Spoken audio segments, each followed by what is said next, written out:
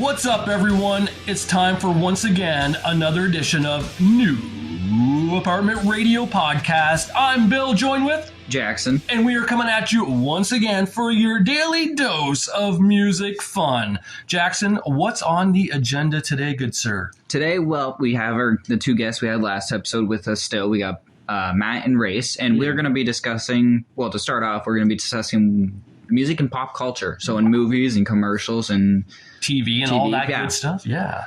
Well, that is really, really good topic, to be honest, because if it wasn't for music in movies, we wouldn't have soundtracks now, would we? Soundtracks, of course, is an album with the songs from the movie.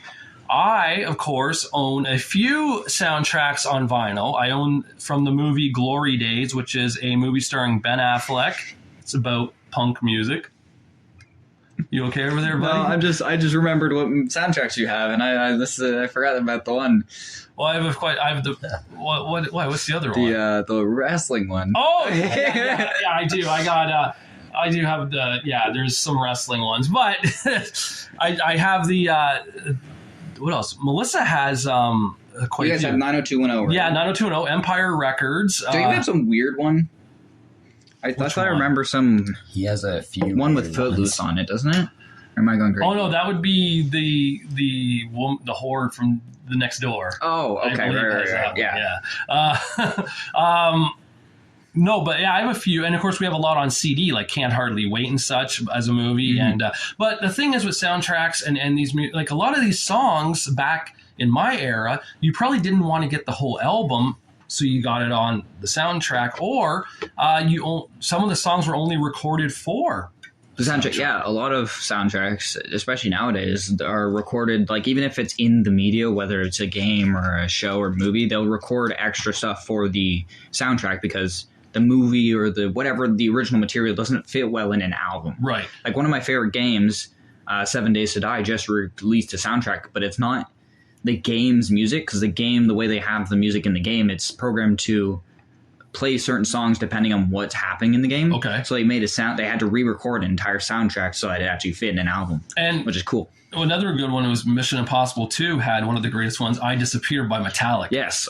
Great. An amazing song. And I wish that song I wish it would have gotten played with the symphony. Yes. Oh, that would have been cool. Yeah. That would have been really interesting. Because the only way to get that They could have played the Mission Impossible theme in the background. Oh, I know. That'd been sick. The only way to get that song is to get the soundtrack, and the soundtrack's pretty impossible to stream find. it. Yeah, or stream. I mean, if you're a collector, it's going to be tough to get it. Streaming, of course, and Metallica will probably come to your house and yell at you for streaming because they do that for downloading. Maybe not anymore. Well, I think they got laughed at enough. Lars Ulrich and Dr. Dre were the main reason why Napster got shut down back in the day.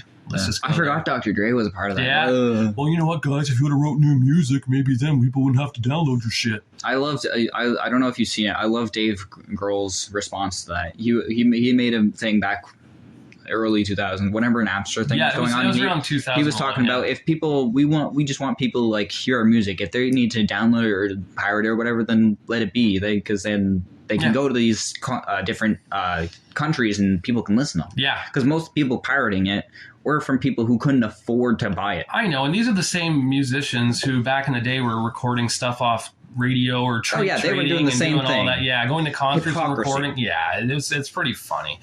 But for the soundtrack situation and such, Matthew, do you have any soundtracks? No, I don't have any movie soundtracks in my collection of vinyls. What about CDs? CDs, no. Is there any you want? Like any that you're looking for? Not really. I can't say, like, normally if I hear a song that I like on a soundtrack, I just listen to that song. I don't really buy the whole album of the soundtrack, you know? Yeah. That's fair. Like, there's plenty of songs that got popular from movies, like My Heart Will Go On by Whitney Houston, kind of big on Titanic. Yeah, she also had another one. What was that? I Will Always Love You. Yeah, that was The Bodyguard. The movie was called The Bodyguard. That was also played. One of those songs was played in.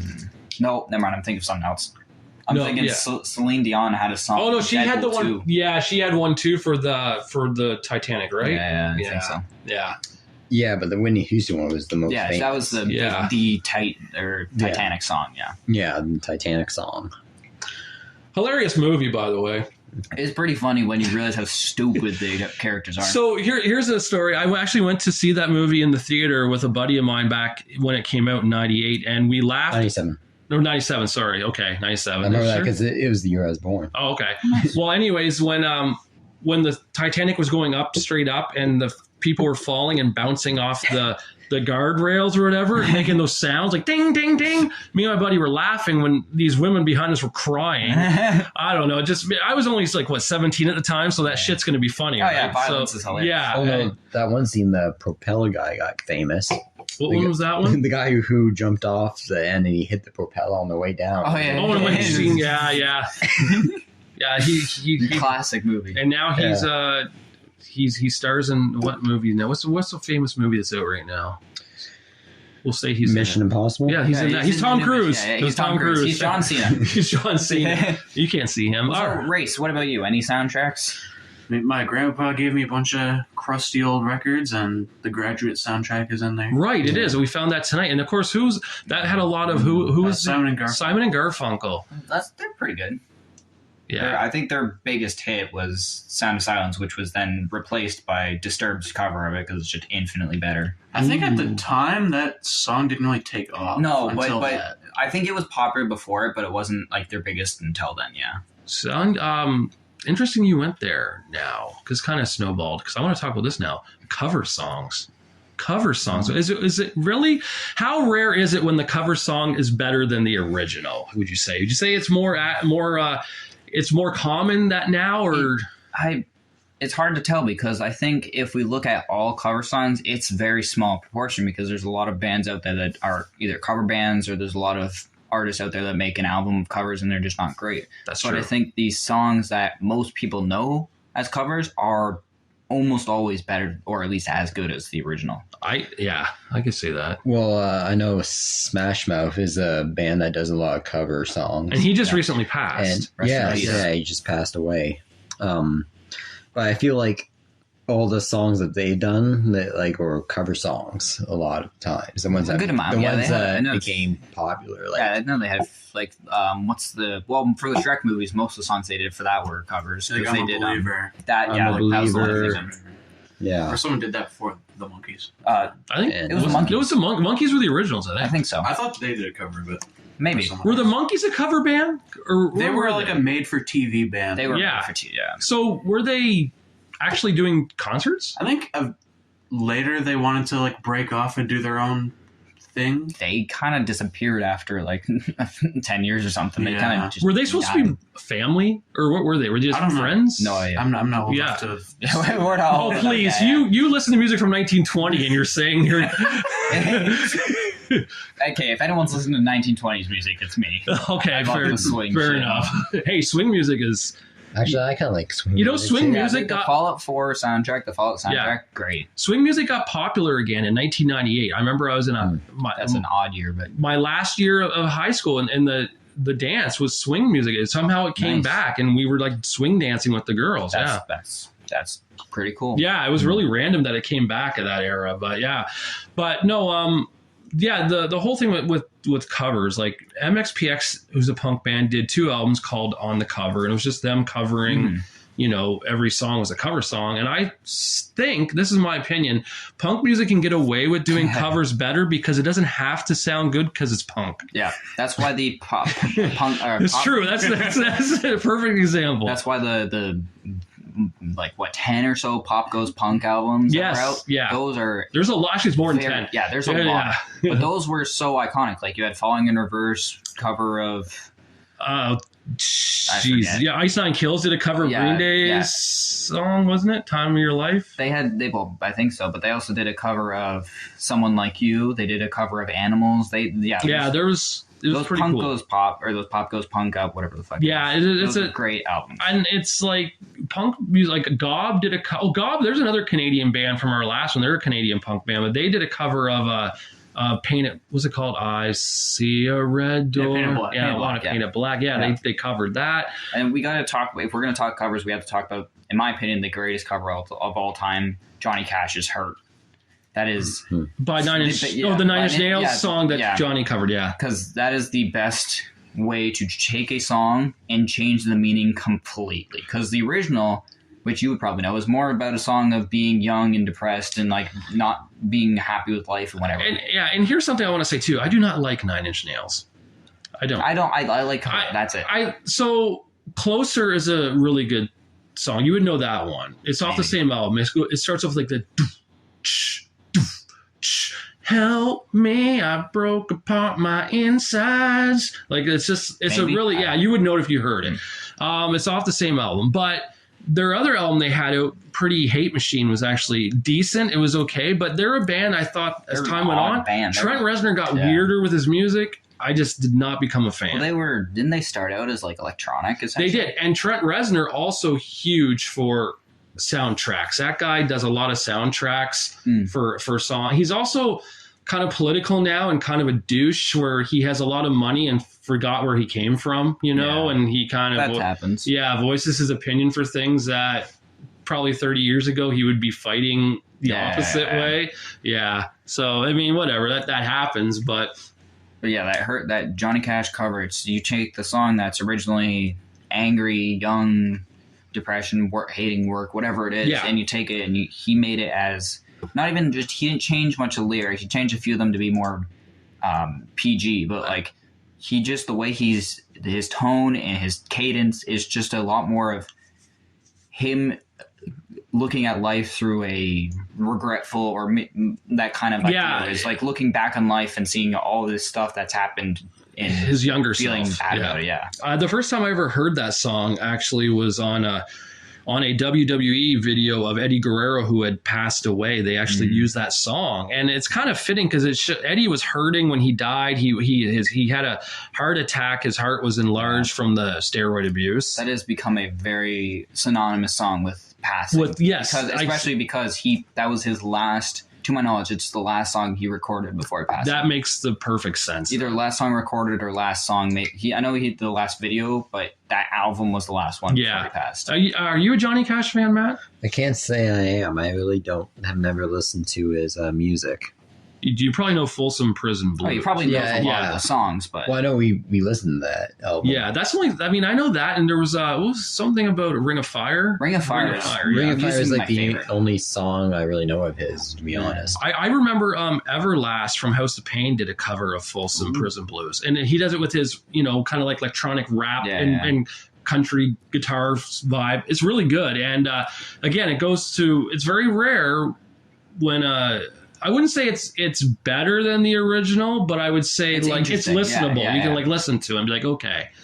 Yeah. So is there any covers that you guys think are better than the original? Oh, gee. Well, Offspring has Issues off Americana. She's got Issues. Yeah, that song. Yeah. Other than Smash Mouth, as I mentioned before, like Smash Mouth is like the biggest band I know that does like cover songs. Yeah. Mm-hmm. Mostly. Weezer recorded a whole album. Weezer has the Teal album's like a whole album of covers, and it's really good. But that's what I mean. Like, I don't really listen to Weezer though. And a lot of people don't. Either you love Weezer or you hate Weezer. A lot of people hate Weezer. Yeah. Why do you think? Because I think a lot of people grew up listening to them, and they probably didn't care in the past, but now it's become a sort of meme. Especially the opening guitar riff to Buddy Holly. That has become a meme. Just like Rickroll, how people get Rickrolled online, that is now a new Rickroll. Well, which is funny because Buddy Holly. First of all, that's off their first album, the Blue Album, which, by the way, best album. Yeah, that'll be a topic of conversation. We have to do that one day. Yeah, but the so Buddy Holly is on there. Weezer usually does 10 songs an album for the most part, and Buddy Holly, I think, is like one of their least best songs on that album. You know what I mean? Like, I think it is lower down. Yeah. I don't think it's the war. Like, I feel like they have a bunch of other. My favorite, "Say It Ain't So." That's my favorite. That is a killer song, and "Only in Dreams," the last song on the album, is a very, very cool song. I feel like, and you taught me this term, the deep cuts on an album. I feel like there's a lot on there that don't get noticed because that's always how it goes, right? It's always. The hits are normally the singles, the first songs that are released, or it's a track used in a soundtrack or on pop culture or something. It's always 1 or 2 tracks of an album. Now that there's obvious exceptions to something like 21 Pilots, their second album, half of the songs are hits and the rest are still very big. So there can be exceptions. But what album is that one? Is that the Blurred Face? Blurred Face, yeah. Race, do you know of Weezer? Do you know anything about Do you know of Weezer? I've heard of them before. Well, I'm just saying, like, I know because your music dates back to 1643. I'm just wondering if... I don't listen to Weezer at all. No. I know, like, I listened to a few songs. You know what the coolest thing about Weezer had the coolest line in a song, and it was, I asked you to go to a Green Day concert. You said you never heard of them. How cool is that? That's a good one. That's so good. I don't know if it beats the chorus to Wheatus, the song. Teenage Dirtbag? Teenage Dirtbag. I don't know if it I'm beats just a the teenage chorus. dirtbag, baby. Maybe it's not the chorus, but the Iron Maiden line. Oh, there. yeah. Listen to Iron Maiden. Yeah. Yeah. Which also, how do people think that's a woman singing that? It's him just with a high-pitched voice. People think Bruce Dickinson's voice is pretty high. Oh, sure, but like people, I've seen some clip online of him singing it live, and people thought it was a woman's voice. Wait, you're talking about Wheatus or Iron Maiden? Oh, I think about Bruce. He does the high-pitched. I know. Like, how do people not realize that's him singing? Oh, just while we're on to Iron Maiden here quickly, if Bruce died tomorrow, could Miles Kennedy do Iron Maiden? Who? Bruce Dickinson. Who's Miles Kennedy? From Alter Bridge. Oh, no. You don't think he could... He could do a job. He could sing. I'm not saying he couldn't sing it, but he couldn't fill the spot because they're very different voices. I think they sound the same. Even though they're high-pitched,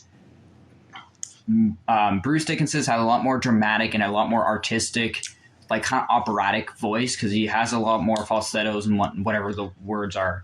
But whereas Miles is a lot more... He's high pitched, but he's kind of that's it. Well, because I remember we had a conversation once where I said, just like, do you like Alter Bridge or Creed? And you said Alter Bridge. I'm like, well, yeah, because you're an Iron Maiden fan, and I'm a Pearl Jam fan, so I'll go with Creed. You know? I've only listened to Alter Bridge though. I've never heard I've heard Creed songs on the radio, but I've never just sat down and listened to them. No, I actually had a fellow coworker of ours named Roger listen to a Creed song called Overcome because he didn't know that Creed came out with an album back in like 2011, I think. 11, yeah. And Overcome is such a hard, heavy metal rock and roll song. They definitely, I think because of Alter Bridge, they definitely changed their sound. They got a lot heavier because Alter Bridge was generally heavier than Creed. And speaking of Alter Bridge, and with the pop culture topic, professional wrestler Adam Copeland, who wrestled as Edge in the WWE and now in AEW as Adam Copeland, he's actually good friends with Alter Bridge and got to use Metal Lingus as his theme song from 2004 till now. It's still Metal Lingus. That's a killer song. And that's an album that you can't find. That's their first. That's their. You can find it. It's hard though. It's hard, yeah.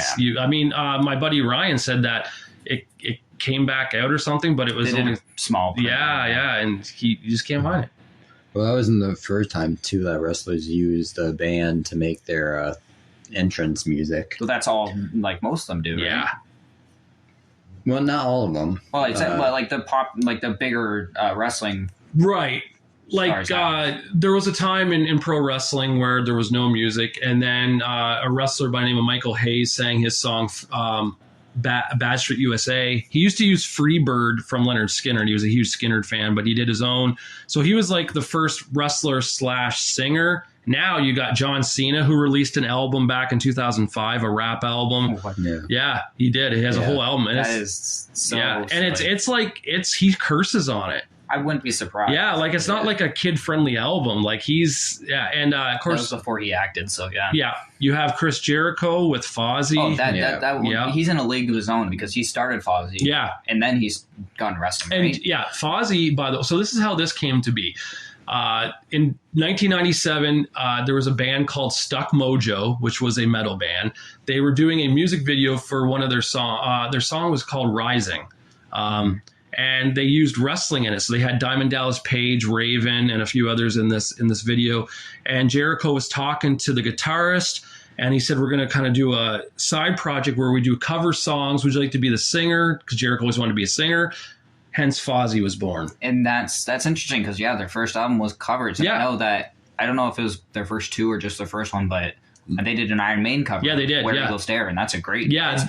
It's a great cover, but it's not anywhere near the original. They who was that song? Who Am I to Kill a Stranger? That's a cover song too. I have no idea. Yeah. But yeah, they and then they started writing their own music, and then of course nowadays like that band is.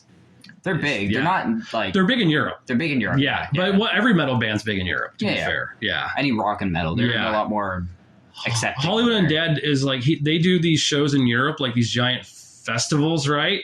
Mm-hmm. And here in the States or North America, I should say, like they just do normal. Yeah, arena the West is shows. very. I want to say patriotic is the term I'd use for pop and hip hop. Yeah, they're very much they care about pop and hip hop, and that's about it. Right. No, that's cool. Like, and I like, those genres are great, but they don't care much for metal. They don't care much for classic rock anymore. They don't. Well, I think it goes back to what pop culture has given them. You don't, exactly. So you watch a commercial, it's very rare if you see a metal song being used. There's one commercial that I know that uses anything more than like a Metallica level metal song. I think it's Burger King maybe, or it's some burger commercial that uses a Death Angel song, which is really weird because they're they're well known in metal sphere, but they're a thrash metal band, and this song is a 10-minute long thrash metal song. So it's like something like Megadeth or Metallica, but for 10 minutes. It's really good. Speaking of which, Megadeth in wrestling. Oh yeah, they actually they played live on WCW Nitro. They did because, and what's even funnier is Dave wrote that song in hopes it would be played as a wrestling song. They crush him and enter the arena, the intro to it. Yeah. And it was for he was big into wrestling, right? And it was for Goldberg back in the day, and that's on the WCW Mayhem CD. Still, you can listen to it. Oh, speaking of the Mayhem, the soundtrack, one question I wanted to ask you guys is: do you prefer if a soundtrack is a collection of songs or an original soundtrack? Something where they create a score for music. For me, like something like the How to Train Your Dragon score, where it's all original. That would be like the Michael Myers Halloween music. Yes. Yeah. Or would you prefer something like Scream, where it picks it's just basically songs that have been released from other artists and compiled that's a great question. Because I personally prefer a original soundtrack, just because I think it adds. It brings me every time I listen to an original soundtrack.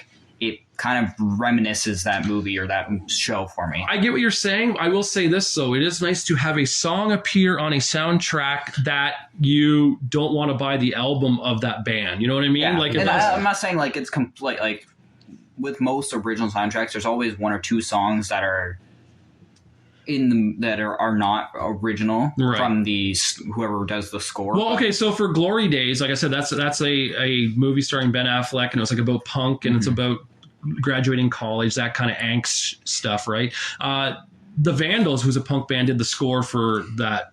And they did some songs, but they also had songs on there that were actual songs, like NoFX's "The Moron Bros" was used. In that case, I would say that's that makes sense, right? So and it's not like I dislike compilation soundtracks, but that one would make sense because it's about punk and whatnot. Right.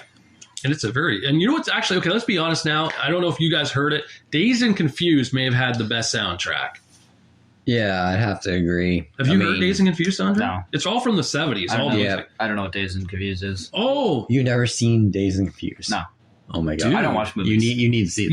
You would love. It's a movie about music. Oh, same with Almost Famous. You need to see that movie too. Does that have the Led Zeppelin, or is it? It's got Pink Floyd. No. So Dazed and Confused is the song Dazed and Confused. Is that Led Zeppelin? I want to say it's Zeppelin. Well, Dazed and Confused is a movie, again starring Ben Affleck, another Affleck. But it's about high school kids getting out of school for the summer. They play, it's all 70s rock, like Leonard Skinner's on there. Yeah, I would say the music that they picked for that movie, too, is very goes with... thematic. Goes with... the scene and everything that's going on? Yeah. Kind of like the whole School's out for summer. School's out for summer and them getting high for the summer. Was School's out for summers when they're getting paddled in the ass with those things? Yeah, that's right. Yeah. Ben Affleck and those other guys. You got to see it, Jackson. It's, I'll have yeah. to check out I bet you your parents saw it. Oh, yeah. Matthew McConaughey. Matthew McConaughey's in it. Yeah. I like, so when you say that line about girls, I like high school girls. I get older, they stay the same age. Yes, they do. Yeah. Oh, yeah. It's stuff like that can't work now, but Dazed and Confused, they had 2 soundtracks, and yeah, it's just. I'll say there's another, I haven't watched it yet, but there's a Netflix show called Lords of Metal, I want to say, where it's just a group of teenagers starting a metal band, and they go over all these metal bands like Metallica, Iron Maiden, Black Sabbath, and it looks interesting. But yeah, the soundtrack for that would be cool. Yeah, I never heard that one. That's a show I've never heard. So, Race, on to you. On to me. On to you for movies and soundtracks. What is there anything that sticks out that you enjoyed from? Honestly, I haven't seen a ton of movies. No, in my life, not really. TV shows either, or no? Not really. I've grown up on YouTube mostly. What about games? Because I know games are a big one for me. Like the Stardew Valley, Undertale, those are great soundtracks. Minecraft has a good soundtrack, even though it's a silly block game. And those are all like original soundtracks. Yes, those are all originally. Yeah. I'm just trying to think, man, because like I don't play too many games either. Fair. Like I play games all the time, but like not very many of them. Mm-hmm.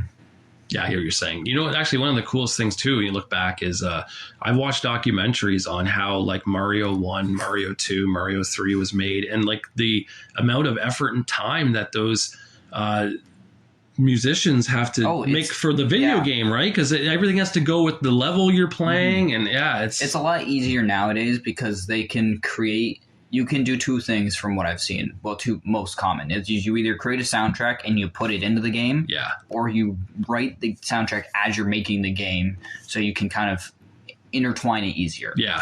And one of the an interesting thing, probably my favorite game, or at least my most played game, Destiny 2, they have an amazing soundtrack from like 2014, I think is when they first started. And the soundtracks each year they release a new like album essentially of soundtrack. Yeah.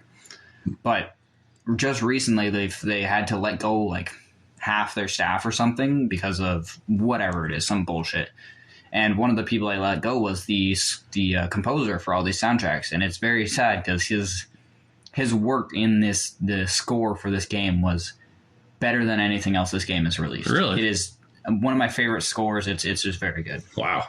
Well, and that's cool too. I mean, like, it goes to show that music matters, like, in no matter what the situation is. Oh, of course. Yeah. I mean, there's so many things, like, if you hear a song in a movie, if you hear that song, you're going to think back to that movie. And even in everyday life, let's be, okay, I've had situations where something's happened to me when a song's been playing and I hear that song, I'll always think of that moment. It's just lingered, it's always either good or bad. It's there. But I think music is such a huge influence in everything we do. It's remarkable when you think about it. Yeah, and there definitely are some certain songs that will always make me think of a certain movie that song's from. Yeah. Like going back to Smash Mouth, Shrek, All-Star always reminds me of that Shrek movie. Yeah, it's the same with "I'm a Believer." Even though I knew that song before Shrek, but they're kind of coincide now. Yeah, it's so weird to think like, what would the world be like without music? Awful.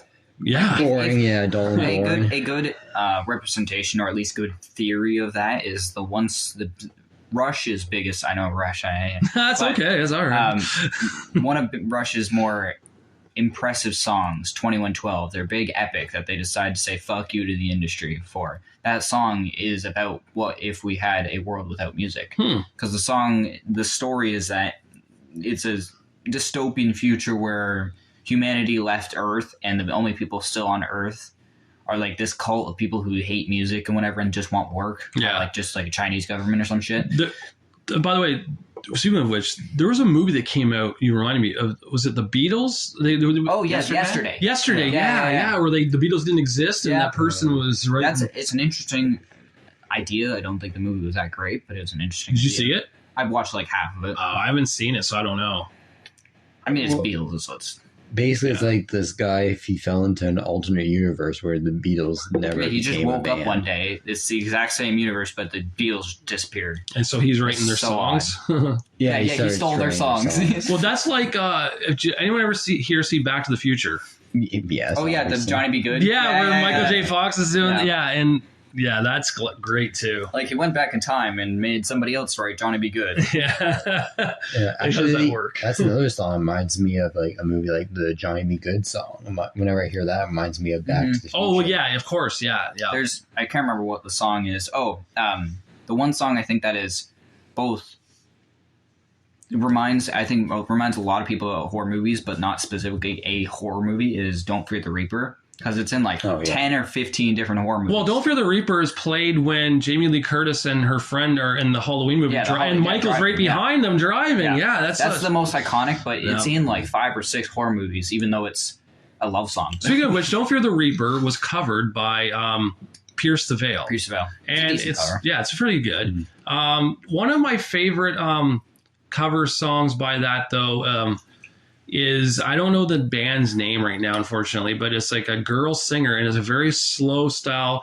And it was used in one of the last episodes of a TV show called The Originals, which was about vampires. And it just suit what was happening at that moment, like the slow death that was going on and that song playing. And I had to download that song that night. I found it, I didn't download it. You know what you do? You go to YouTube, you find the song, and you go to the website, listentoyoutube.com. Oh, okay. So you go to listentoyoutube.com, you put the link in, and you click MP3, and you can download the song to your computer that. Yeah. I've done that a few times, but with Spotify, I don't really need to. No, Spotify, like I said, it's just an easy gateway to whatever. And but if a song's not on Spotify, I'll just listen to it on YouTube. I don't care to download I still have a big computer tower, so I like to have my music on there saved as an MP3. It's just easier that way to have folders with all the stuff, but storage becomes an issue then. Yeah, it's true. That's why I don't do it. I'm already running a lot. I have a lot of storage just from my Spotify downloads. Yeah, and I shouldn't because I can't use the Spotify downloads anywhere else because I have some weird file type. Well, do you have a tower still? Yep. Oh, I didn't know that. I thought you just had I have a laptop and a desktop. Oh, okay. No, I have 2 terabytes too, so I don't have to worry about space, but I do because I have terabytes. How much on there? That's 1,000 gigabytes. That's 1,000. I have one that's someone has one, or no, is it me that has it, or does Melissa have it? One of us has a 2001 for 2 terabyte for an external hard drive. Probably, yeah. External hard drives are a lot, they're a lot bigger. Yeah. Well, going back to Don't Fear the Reaper being used, the most famous example of that I know of it being used in a movie is Scream. Oh, they played it in there too? In Scream. I forget where. Also, I forget where. Do you remember where in Scream? Yeah, when the boyfriend snuck into the girlfriend and they started making out. Oh, right, also, the start of the movie. Yeah, the 20 minutes. Yeah, and she was just listening to it on the radio. Yes, and yes, also, that song was used as foreshadowing to show that he was the Reaper. The Reaper in the end. Yeah, used the actual lyrics of the song, unlike Halloween. Yeah, they used that song as foreshadowing, wow. Which I thought was really cool. Because I remember when I first watched Scream, they started playing that song, and he just showed up, and I was like, oh, so is he going to be the Reaper in the end? And then he was. I was like, oh. I remember, speaking of which, with Scream, the principal was Henry Henry Winkler, is that his name? I don't know. He played Fonzie on Happy Days, which was another show about music back from the 60s and 70s. Yeah, they actually, the song wasn't their song for the show was an actual song. Sunday, Monday, Happy Days. Tuesday, Wednesday. Yeah. Who sings that? I forget the band. I don't know, but so again, right there, music coming to life with. Is it the Beach Boys? No, but the Beach Boys. They did what's the song they did? Nice, something with nice in the name. Of course. Wouldn't it be nice? Wouldn't it be nice? Yes. So that was played for one of the Fallout games for the trailer. With the Beach Boys too, the first time I ever heard Kokomo was on the show, the comedy Full House, back in the 80s, because John Stamos, who played Uncle Jesse, actually drummed for the Beach Boys at the time too. He was on tour with them. I did not know that. Yeah. Yeah. So John Stamos was an actual musician too. So that's what I mean. It's weird to think there was a TV show back in the 90s called California Dreams, which was about singing and playing guitar and all that. And it was they're all teenagers trying to fulfill their dreams, and they were playing the music. They actually, to get the job, they had to have guitar less, you know what I mean? They had to know how to play and do that. Even one of my favorite movies, which I know some people might not like this, but the Scott Pilgrim movie is one of my favorite movies, and the cast was playing a band essentially. That's the premise. Is the main characters are in a band. Yeah. And the main lead role, Michael Cera knew how to play bass, but he had to not play as good. He had to kind of tone it down, but he also taught his co-stars how to play the drums and the acoustic. Yeah. And there's a lot of instances where, like, I forget his name, but the person who plays Eddie for Stranger Things, he learned how to play Master Puppets for that role, yeah. which is insane because that's a hard song. And speaking of which, that pretty much made Metallica popular. Yeah, that's it. No, in a whole new era of listeners. Yeah. Yes. Because like people who are like 10, 12, 13 years old are now listening to Master of Puppets, which was out in 1984 or 85. 85, I think it was. Yeah. And it helped that previously in the past like 10 years, there had been 2 other big movies that had Metallica songs in it, that being Zombieland 1 and 2. They had For Whom the Bell Tolls in one of them, and then Master Puppets in the other. And I think Zombieland was the movie that brought Bill Murray back too. Yep. And speaking of which, Ghostbusters, the trailer's out for the new one, the new Ghostbusters movie. Frozen Empire. Yeah. That one looks better than the one that was released the last one. I heard that last one was good though, where they go to the farm and Ecto 1's like out at the farm. And I heard it was decent, but like it was better than the female one. I heard that obviously. One was a dumpster fire. But this one looks interesting because it kind of brings in the old cast. Oh yeah, it does. And if Egon was still alive, he would clearly be in, still doing that. But well, spoiler alert, Egon was in the as a ghost remake as a ghost. Yeah, they've brought him back as that. That's so cool. Very cool. What did they do? Like some CGI? That's cool. Yeah. Speaking of bringing people back, did you guys hear a few years ago of Tupac's hologram shows? Yep. Those are I've seen it. Ridiculous. Yeah, they play his music and have him up on stage. Yeah, it's like the hologram. I feel like that's going to be more prevalent as tech gets more popular. There's also talk that Tupac never died anyhow. No, I'm saying like there's been talk that there's photos of him wearing shoes that were out years later. I think there's a lot of maybe, I don't know. There's a lot, but he also was big in the scene. They could have made him specific shoes or whatever. That's true. Or they could alter it. And nowadays we know how to edit photos. It's hard they to could all be AI or altered Photoshop or whatever. There's a lot of celebrities that people still think are alive. Like there's a group of people that believe that Elvis Presley is still alive. Yeah, I've heard that. Well, yeah, I think Elvis would be dead by now if he had faked his death. He would have been like. No. He'd be like 97. He's still alive. He's Joe Biden. Yeah, he's Joe Biden. That would add up. Yeah. So to end this, let's just do a quick one here. Jackson, for pop culture and music, for you, what is it that connects the most? Is it the video games? Is it the movies? Is it what to you do you feel goes with music? In the sense of connecting music to pop culture, I would say either movies or TV shows is the best for me because it can take songs that aren't necessarily created for that medium and make them fit. Fair enough. I do prefer an original soundtrack most of the time because I think it's more artistry and it should be celebrated and listened to more, but it's just not because it's not as popular, right? It's not your mainstream stuff. Fair enough. Matt? Oh, actually, I just thought of something we didn't even mention. That brought a movie that made old songs popular again was Guardians of the Galaxy. Oh, yes. The whole soundtrack. That's true. Just, and the soundtrack, doesn't it look like a cassette it's tape? A volume one, yes. Yeah. But it's all songs from the 70s that they used in the movie. Volume 1 and 2. Oh, cool. 1, 2, yeah. I don't think there was a volume 3 for the third movie. I don't remember. I haven't seen the third movie I can't say I've seen it, no. I think there was, but at the same time, I think the number 3, they went away from using old 70s songs and just went to using any kind of song. That would make sense because he had been to Earth after then. Yeah.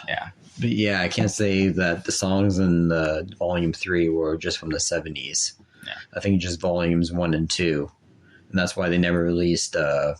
They definitely released the Guardians of the Galaxy 3 soundtrack, but it wasn't in I don't think it was called Volume 3 soundtrack. No. It was just Guardians of the Galaxy 3 soundtrack. Yeah, it wasn't made in the same style as numbers 1 and 2 were. So I'm going to take a guess and say it's for you. It's movies when it comes to pop culture with music. Yes, definitely.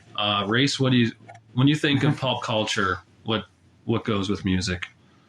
I mean, for me, growing up, I didn't really have I didn't even have like an MP3 player or anything, like not even a phone, but I played the like Call of Duty Black Ops games, like 1 and 2. Avenged Sevenfold. Yeah, Very Ship and prevalent Fire, in that, like yeah. in Origins, and even in like in Black Ops 1, like Fortunate Son would play because that was all in Vietnam. Yeah. So for you, it's video games. Yeah, video games for me.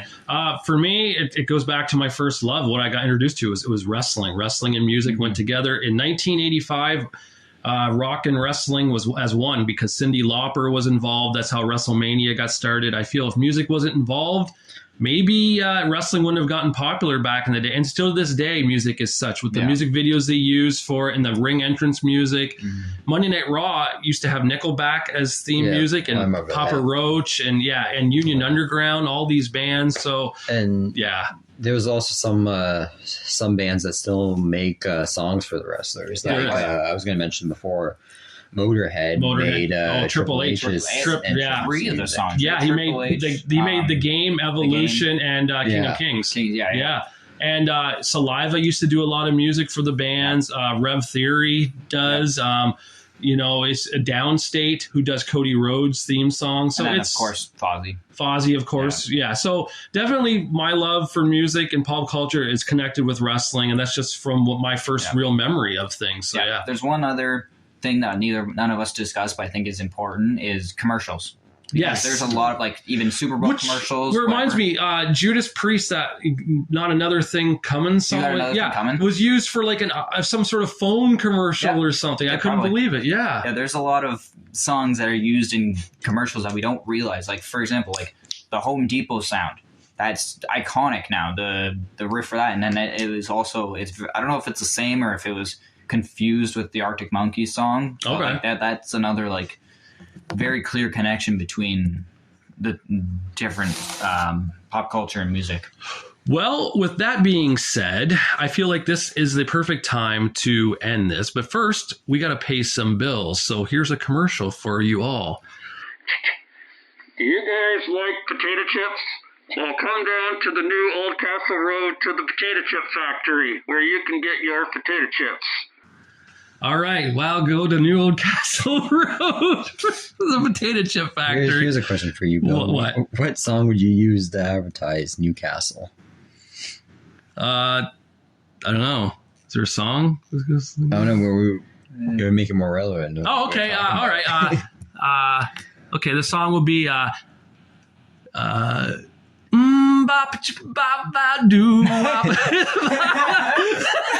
A little bit of hands. Okay. All right. On that note, that's it for this podcast. Thank you guys for listening. I'm Bill. I'm Jackson. And until we do our next one, we'll talk to you guys later. Peace.